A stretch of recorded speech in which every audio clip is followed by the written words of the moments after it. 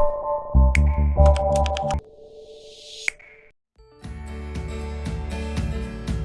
a fait un format qui est très interactif. Moi, je suis sur la présentation rapide et tout ça, ce que vous êtes en train de vivre à l'heure actuelle et du projet dans toute son ampleur. Nous aurons également, donc le projet Sony, c'est un projet qui s'étend sur plus de 63 hectares depuis le rond-point de la place de Sfiha, parce que vous êtes... Azul Al-Husseima. Alors pour répondre à votre question, l'opportunité s'est présentée et ça a vraiment été une très belle opportunité puisque Radisson n'avait pas du tout de plan initialement sur Al-Husseima. Et Radisson a été en contact avec la CDG via Madaef, qui est la branche touristique qui est propriétaire de l'actif sur lequel nous sommes. Et Madaef a sollicité Radisson, et ce qui s'est fait assez tardivement puisque les premières visites ont eu lieu début 2021 de cette année pour un contrat qui a été signé très rapidement. Et donc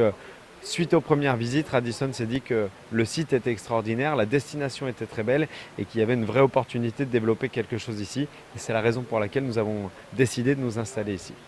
Alors bien sûr, Radisson Blu Al Husseima, ce sont deux unités hôtelières. D'une part, un resort sur 26 hectares, parfaitement intégré dans son environnement,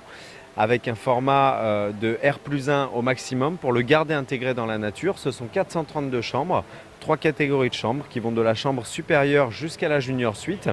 et différents points de restauration, différents points de bar, à savoir bien entendu toute une partie de restauration en buffet, mais également de la restauration à la carte et une offre de all-day dining qui permet de s'y restaurer tout au long de la journée, et également plusieurs bars compris dans l'offre all-inclusive, et également un bar premium qui permet à ceux et celles qui souhaitent se faire plaisir avec des produits plus haut de gamme et des produits plus nobles de partager un moment très agréable. Au-delà de l'offre de restauration et de bar, il y a également une offre de loisirs très importante puisque notre positionnement resort est très orienté famille et bien-être, nous doit d'offrir une offre de loisirs qui comprend bien entendu toute une part d'activités sportives, à savoir du tennis, du foot, de la découverte de marche et de randonnée autour du resort, des cours de fitness, des cours de yoga et une salle de musculation et de cardio avec un coaching encadré sur la salle,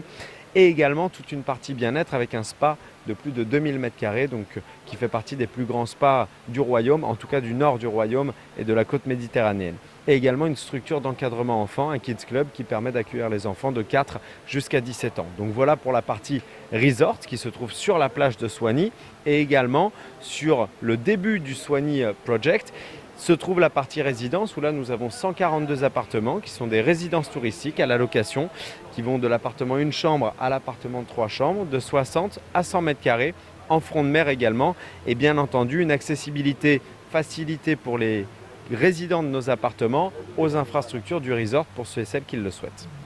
Bien sûr, alors Radisson Hotel Group aujourd'hui c'est l'un des plus grands groupes mondiaux en termes d'hôtellerie puisque ce sont plus de 1500 établissements dans le monde à travers 120 pays.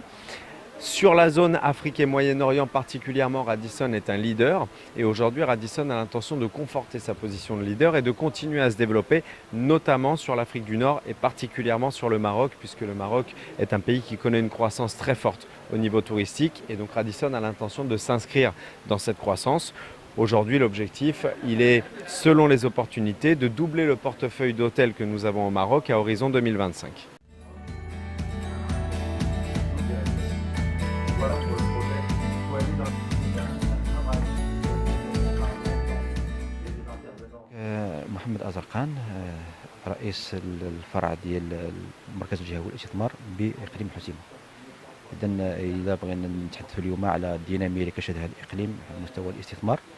كان هناك مجهود استثنائي لتبذل على مستوى إقليم الحسيمة من طرف السلطات العمومية على واجهات متعددة وفي مختلف القطاعات. إذا تحدثنا فقط وإحنا اليوم نتواجد بمؤسسة سياحية، فالقطاع السياحي كان من القطاعات المهيكلة اللي حظى بمكانة مهمة جدا ضمن البرنامج ديال تأهيل وتطوير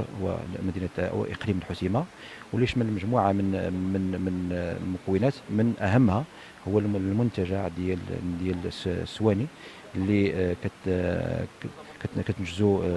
الشركة العقارية العامة لا سي جي إي على مساحة ديال 65 هكتار في إطار واحد الاتفاقية ديال الاستثمار موقعة مع الدولة المغربية سنة 2013، واللي فيها مجموعة من المكونات، بخصوص المكون السياحي فيها فندق وقرية سياحية وكذلك تجهيزات وفضاءات ديال الترفيه والتنشيط السياحي، واللي كيتجاوز المبلغ ديالو اكثر من 1000 مليار درهم،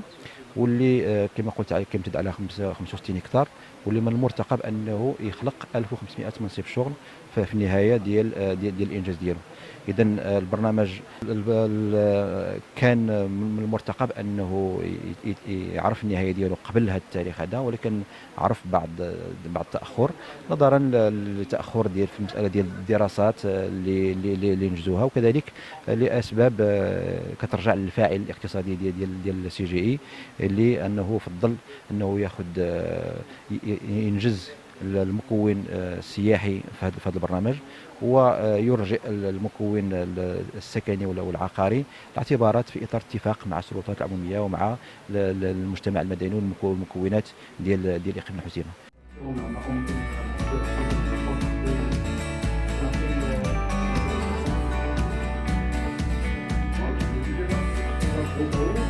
D'autres mots comme l'infrastructure,